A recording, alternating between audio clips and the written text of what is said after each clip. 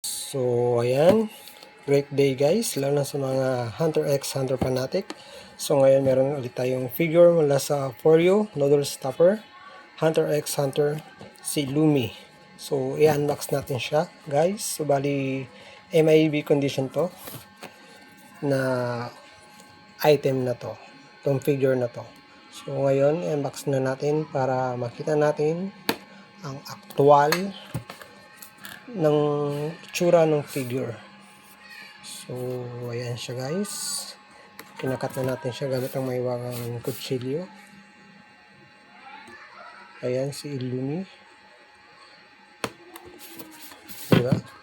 Kahit magbukas, kailan maingat kasi ang box ay kasama yan sa presyong binili. Kaya kailangan maingat na hindi mapunit.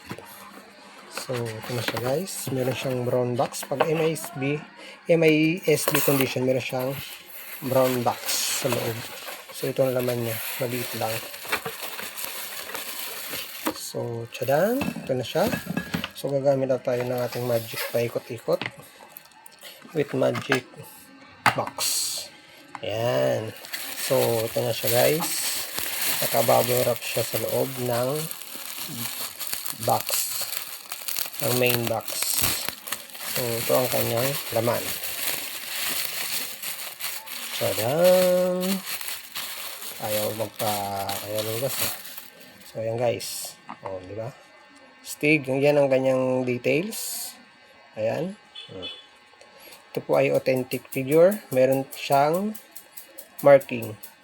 Lahat ng authentic figure merong marking.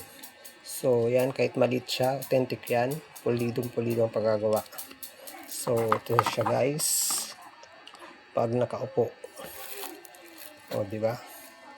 Stig siya guys. Stig siya pag nakaupo. Ayan ang ating figure ngayong araw na to. Noodle Stopper Illumi mula sa Hunter x Hunter. Ito ang kanyang main box. Si Illumi ng Hunter x Hunter. So yun lang guys. Thank you sa inyong pagtambay sa ating video na to ngayong araw. Bye bye.